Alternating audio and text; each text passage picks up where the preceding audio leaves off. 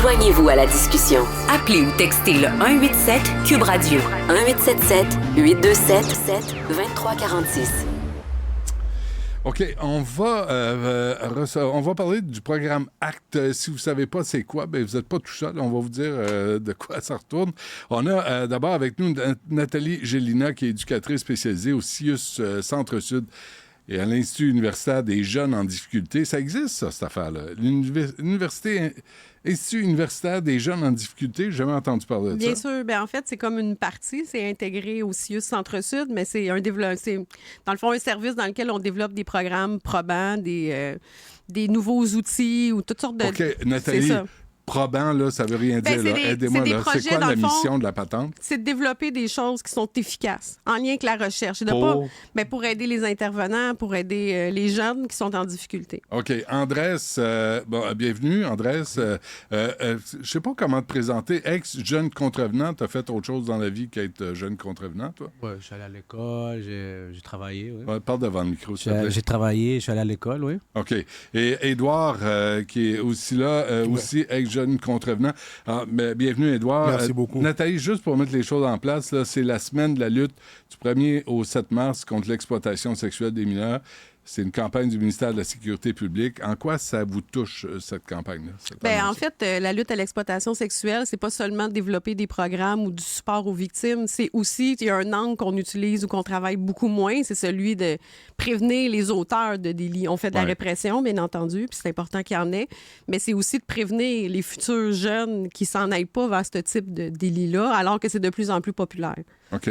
Le programme ACT, ça veut dire, je l'avais, là, vous autres, vos acronymes, là, j'ai assez ça. Mais ça veut dire tellement de choses. ACT, l'acronyme, là, c'est une activité clinique sur la traite et l'exploitation sexuelle. Okay, c'est de la prévention pour le proxénétisme. OK. Puis la mission du programme ACT, là, c'est quoi? Prévenir pour pas que les jeunes contrevenants, parce qu'on cible vraiment, là, c'est une activité pour des jeunes qui sont déjà en milieu de réadaptation, qui sont, à notre sens, plus à risque de se retrouver dans ce type d'activité-là.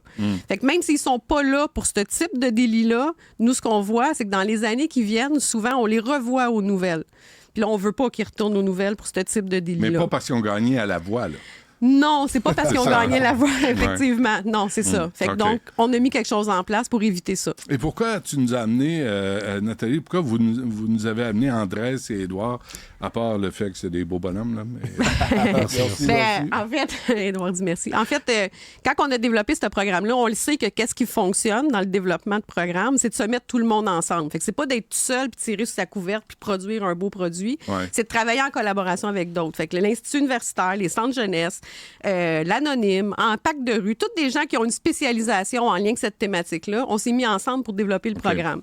Mais là, on n'était pas assez. Ça nous prenait des gars qui connaissent le milieu aussi. Fait qu'on a ajouté des jeunes qui ont gravité autour du milieu du proxénétisme pour réfléchir avec nous à un programme pour des jeunes. OK. T'as fait des mauvais coups, toi, Andrés? Oui, en effet. À quel âge? À peu près de 13-14 ans jusqu'à 25 ans. Et le genre de mauvais coups, ça ressemblait à quoi? Un peu de tout. Je pourrais dire du vol, bataille, des trucs comme ça. Bataille? Genre?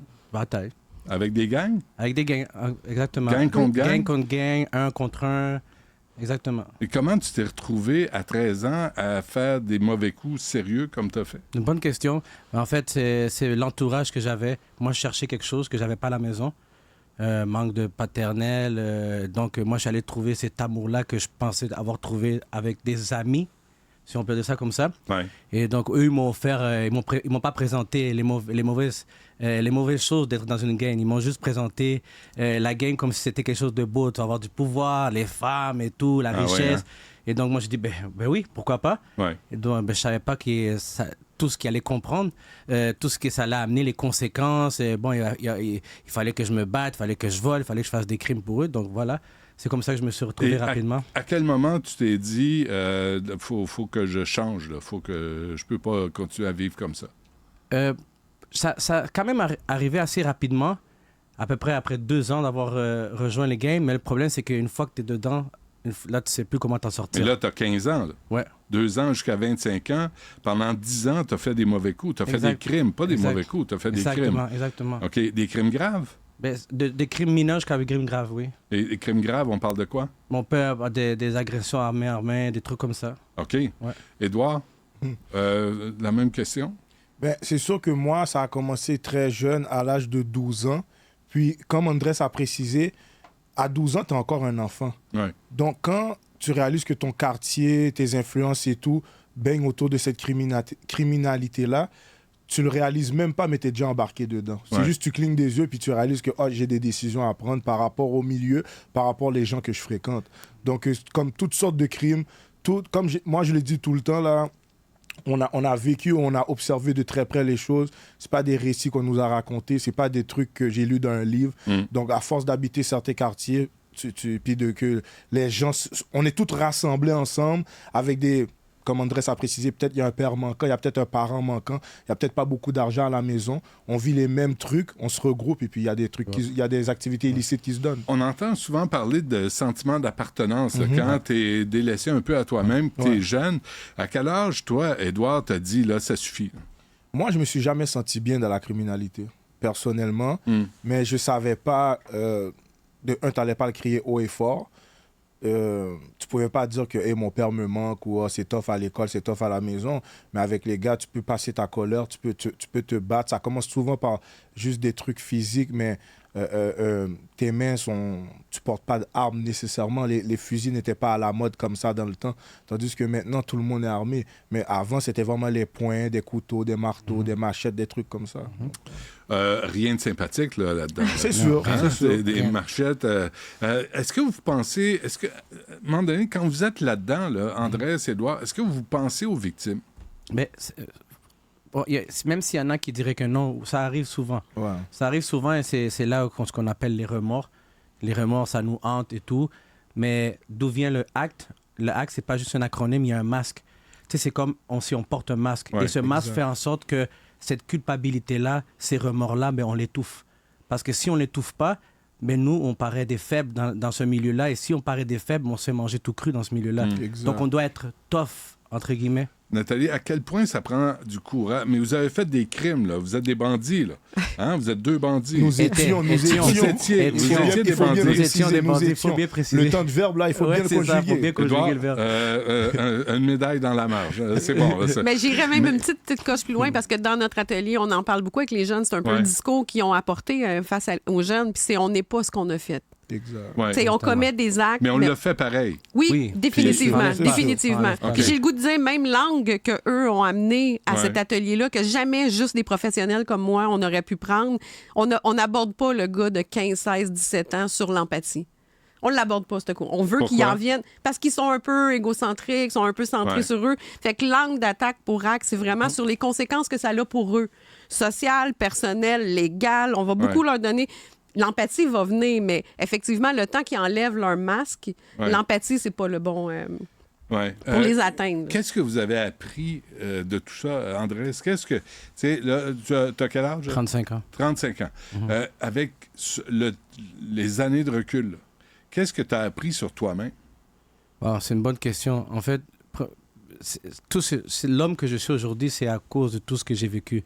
Premièrement, il y a eu des traumas dans ma vie. Des traumas, des blessures émotionnelles. Et ça m'a appris, premièrement, à me connaître moi-même, à comment avoir cette maîtrise de soi. Ça a appris beaucoup de choses, pas juste par ce que j'ai vécu, mais par des activités cliniques dans les centres de jeunesse ou dans les prisons. Et ça m'a aidé à moi-même travailler beaucoup sur moi-même, chose qu'on ne nous enseigne pas nécessairement à l'école. On nous enseigne des maths, du français, sciences, etc. Mais on ne nous enseigne pas à être responsable, à verbaliser nos émotions, ce qu'on sent. Et dans tout ce parcours-là de criminalité, j'ai appris ça, même si je n'ai pas changé dans ce parcours-là au moment. Ça a pris des années. Mais quand j'ai décidé de changer, tout ce que j'avais appris, c'est revenu. C'est revenu et j'ai dit, waouh, finalement, ça a servi à quelque chose. Et c'est pour ça qu'aujourd'hui, je peux canaliser mes émotions, je peux verbaliser, je peux avoir cette maîtrise de soi que je n'avais pas il y a des années. Édouard, qu'est-ce que tu as appris? Je suis tellement d'accord avec ce qu'il dit parce que quand tu grandis, non seulement tu ne vois pas des gens qui te ressemblent avoir du succès de manière légale, entrepreneur, je dirais, de manière qu'ils ont été loin de leurs études. les gens autour de qui on gravitait, les gens qui avaient du succès, c'était beaucoup des gens qui baignaient dans la criminalité. C'était comme des Robins des Bois. Mais de voir des personnes légales qui te ressemblent, avoir du succès et avoir un impact dans leur communauté, ça fait la différence. Puis moi, si je pouvais retourner dans le passé, je me serais dit à moi-même, c'est correct de dealer avec le rejet, c'est correct d'en parler, c'est correct de dealer avec l'intimidation, la violence, c'est correct de dealer avec l'abandon d'un père pendant un certain moment, mais comment tu deals avec ça? Comment tu extériorises ta frustration sans te mettre dans les problèmes, sans aller à causer une action que tu peux pas retourner en arrière. Ouais. Donc, ça prend du courage là, pour dire « je vais changer ». Puis c'est là où je voulais en venir. Là. Vous avez commis des crimes, puis vous l'assumez, puis vous le dites, mais là, vous allez vers l'avant, puis vous voulez changer. À quel point vous pouvez avoir une influence positive sur les jeunes là, qui s'engagent dans la mauvaise voie? Édouard?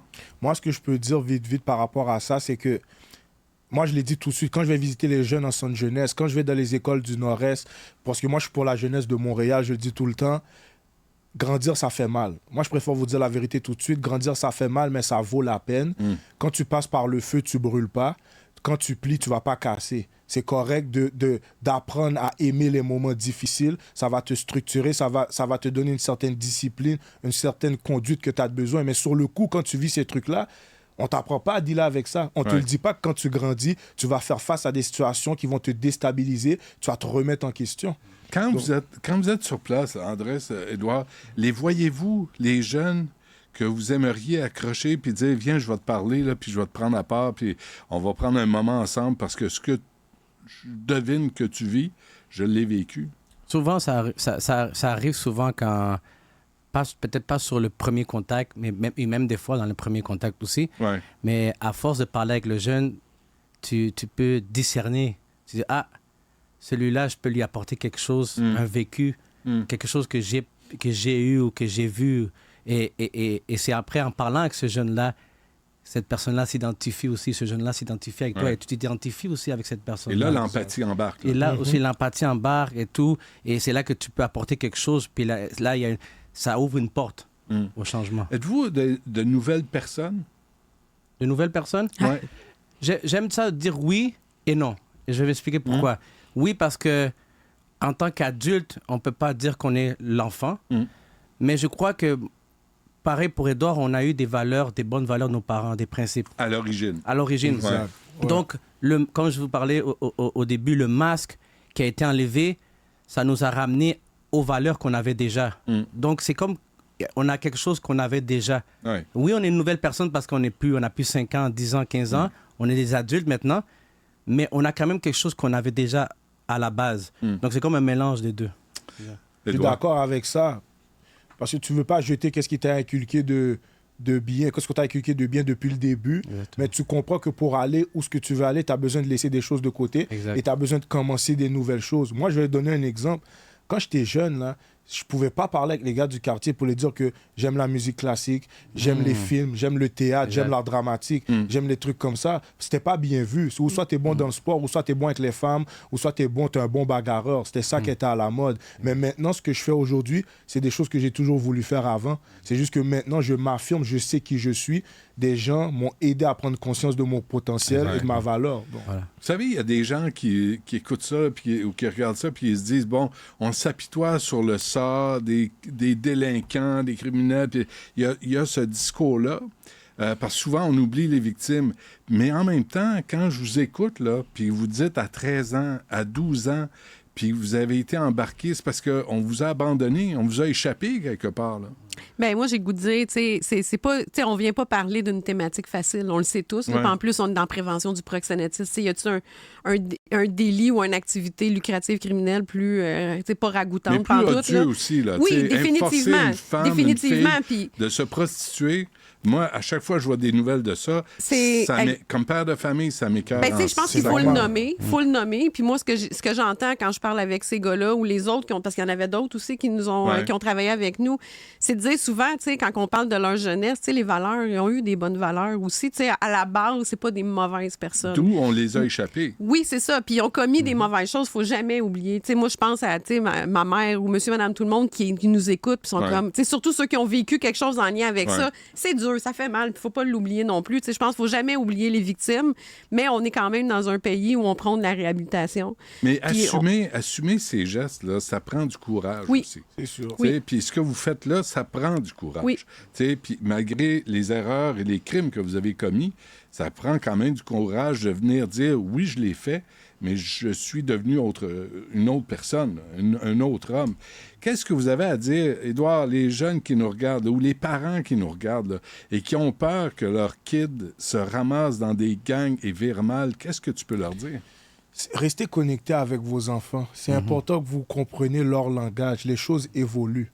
La criminalité que j'ai connue, c'est même pas la même aujourd'hui. C'est continuellement en changement. Si tu t'intéresses pas à ton enfant, si tu fais pas un effort de comprendre son environnement, comprendre ce qui est son entourage, de t'intéresser à la personne, pas juste que OK, là, je suis ton père. Comme toi, t'es qui, mon fils, ma fille? Qu'est-ce que t'aimes? Qu'est-ce qui te passionne? Parce que ça va être plus facile de raccrocher avec la personne. Quand tu es toujours en contexte de je te dis quoi faire et tout, à la base, les enfants, ils suivent plus qu'ils écoutent.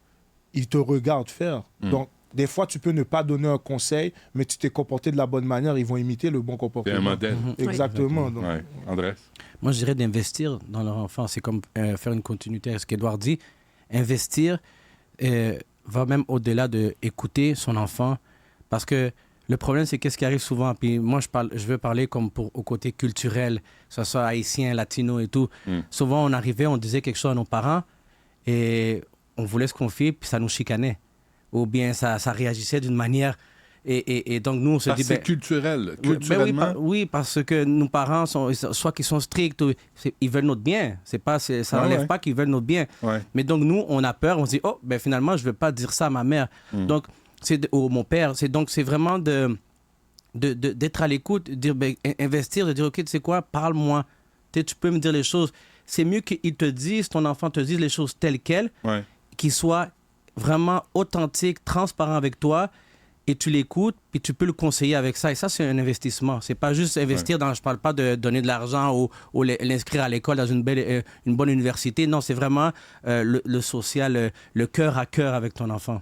Si je peux dire quelque chose aussi, je sais pas si je dirais que c'est culturel. Par contre, comment je pourrais dire, le background culturel a un impact, dans le sens que si tu viens d'un pays où il y avait la guerre, ça va avoir un impact sur toi. Il faut que tu t'adaptes à ta culture d'accueil. Si tu viens d'un endroit où il y a la dictature, comprends pourquoi tes parents, tout ce qui a un rapport avec l'autorité, la police, le centre jeunesse, ça les fait peur. Il faut les habituer à comprendre qu'il y a des personnes bienveillantes qui veulent le bien, mais maintenant, comment le comprendre tout en gardant ta culture d'origine, mais en prenant des choses de la culture d'accueil, puis de comprendre que, OK, mon enfant, il grandit dans cette société-là. C'est pas la vie que j'ai connue, mais il faut que je m'adapte. Donc, faire l'effort de comprendre, puis d'éduquer les parents aussi. Donc, moi, je ferais du pouce sur tout ça. Là. En fait, il y a comme plein d'affaires, mais c'est sûr que le phénomène du proxénétisme, c'est pas rien de culturel. Je veux dire, il y a de toutes les nationalités, ça n'a pas tant de... Par contre, là, toi, tu as parlé comme de la réception que tu pouvais avoir, là, mettons, plus de ton côté. Puis oui, je pense que les parents, ils doivent aussi écouter puis garder un lien toujours avec leur enfant, parce que plus il y a une coupure qui se passe entre la famille, qui est le premier socialisateur de ta vie, là, plus tu t'éloignes, plus tu te rapproches de ceux qui t'influencent pas bien. Là. Fait que souvent, c'est quand on parlait de l'appartenance, c'est ça qui prend du terrain, puis là, c'est de moins en moins bon. Là. Mais pour revenir à la question des valeurs puis de la culture, on l'aborde beaucoup dans notre atelier ACT, là, qu'en fait, c'est 7 ateliers. On va parler beaucoup de la loi légale ici. Fait que ça l'inclut aussi tous les jeunes qui viennent d'une autre origine culturelle ou ils ont d'autres modèles que nous. Fait qu'on va parler ici, l'homme et la femme sont égaux. Fait que déjà, en partant, si on part avec ce principe-là au Québec, puis là, ce qui est bien pour les animateurs, c'est que c'est pas Nathalie qui dit ça aux jeunes. Hey, la femme et l'homme sont... Non, on se parle de la loi, là. Ici, c'est quoi nos valeurs au Québec? C'est comment... Fait qu'on on part tous de ce principe-là. Puis si tu ne respectes pas, puis si tu penses que tu peux dominer ou faire qu'est-ce que tu veux, mais là, légalement, tu vas avoir des conséquences. Puis là, on leur présente les conséquences. Fait que c'est pas comme un choc de valeur entre l'animatrice, mais c'est vraiment l'angle d'animation qu'on a pris. Ouais, et puis là, on est tous québécois, là. Oui, on tout vit à fait. tous dans la même société. Est-ce que vous faites le tour, parce que vous faire qu'on se quitte, mais est-ce que vous faites le tour des écoles? Parce que ce que vous dites, là, vous deux, là, c'est important. Puis les jeunes, les gars devraient entendre ça. Puis je trouve qu'on parle pas assez à nos gars de toutes les origines, de toutes les couleurs. Là, je m'en sac complètement. Mais on parle pas assez à nos gars. C'est quoi être un homme? C'est quoi, tu sais, ce que tu dis, Édouard, là, grandir, ça fait mal. Comment tu deviens un homme? Comment tu te comportes quand tu veux devenir un homme? Est-ce que vous faites ça aussi? Bien, c'est sûr que l'activité qu'on vous présente aujourd'hui, c'est vraiment une activité qui est exclusive, faite pour la clientèle ciblée de jeunes contrevenants. Okay. Fait que les 7 actes, là, on va pas aller diffuser ça dans une école secondaire où il y a des jeunes pour qui on ne serait pas rendu là. On a vraiment ciblé pour eux. Puis, tu sais, dans les thématiques qu'on aborde avec eux, ben, tu sais, le consentement, les stéréotypes de genre, c'est abordé aussi. On en parle. Ouais. Ça veut dire quoi être un homme aujourd'hui? Puis c'est quoi? Tout ça, on aborde ça avec eux. Maintenant, pour qu'est-ce qui est plus d'une prévention, on va dire plus primaire, là, les jeunes, les ados, mais c'est sûr qu'il y a plein d'autres projets qui découlent, dont un qui va découler de Acte, qui est plus le volet individuel. Okay. Tu sais, ces 2 jeunes hommes-là, bien qu'on les a présentés comme jeunes contrevenants, ils travaillent déjà là, dans le communautaire, fait qu'ils vont dans les écoles, ils vont rencontrer les jeunes. Mais ça, c'est dans un autre cadre. OK. Mais... Faut qu'on se quitte. Dernière affaire, quelle question on vous pose le plus souvent, Andrés? Moi, c'est comment tu as fait pour changer? Et qu'est-ce que tu réponds? Mais j'ai dit, il faut le vouloir. Il faut que tu réalises que tu veux changer. Sinon, ça ne sert à rien. Édouard? Moi, c'est comment faire pour mener une bonne vie, être bien payé tout en étant légal. Comment faire pour atteindre ce niveau d'excellence puis de t'atteindre mon plein potentiel sans me mettre dans le trou? Est-ce que ça se peut, ça? Et qu'est-ce que tu réponds? Moi, je les réponds, ça se peut. Il y a une manière d'être structuré, de t'entourer des gens qui connaissent leur domaine, qui vont te redonner, qui vont prendre le temps avec toi. Et il y a du monde bienveillant comme ça. C'est juste qu'il n'y en a pas à chaque coin de rue. C'est pour ça qu'on a besoin de plus de personnes qui ont le cœur à la bonne place. Voyez. Est-ce que tu écoutes de la musique classique dans ton char? Moi, j'écoute surtout quand j'étudie, quand j'ai besoin de relaxer. J'aime beaucoup. Des fois, je vais voir l'orchestre symphonique comme ça. Mais je suis un gros gars de hip-hop. Là. J'adore le hip-hop, le rap. Mais la musique classique vient me chercher d'une autre manière. Donc, il est temps qu'on brise des stéréotypes. Hein? Mais oui, comme ça, là, c'est vraiment temps. Écoutez, on est vraiment en cours de temps, là, mais Nathalie, Génina, merci, lâchez pas. Édouard, Andrés, merci d'être venu, de parler, de vous assumer, de vous exposer comme ça et de parler aux jeunes. Là, vraiment, lâchez pas. Merci beaucoup. Merci.